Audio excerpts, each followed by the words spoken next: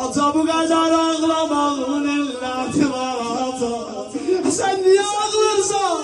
Dedi ata onlar görmeyibler ben görerim. Ne görmüşsen Hasan? Görmüşem ben ağıram.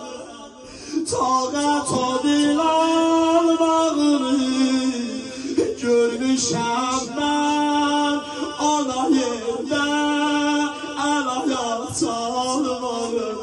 Ata, ana başı ilə dəyəndə mən dedim öldü ana,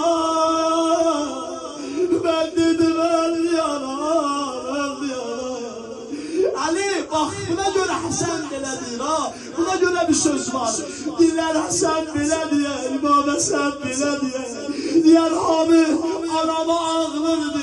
Ama ben atam əli ağlıyırdım. Bilirsən niye? Bu sözleri biliyordu. Görmüşəm mən ağlırım.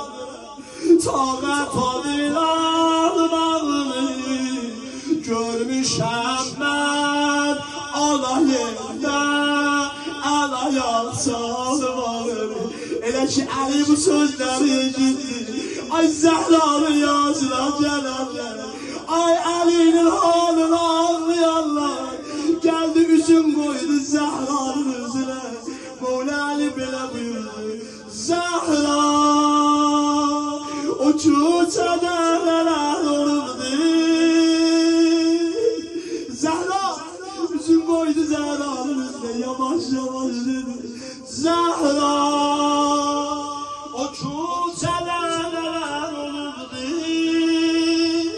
Üzün misali gül solubdu. Zəhra deyəsən qalıb avara. Niyə gözümə qan dolubdu. Ağladım.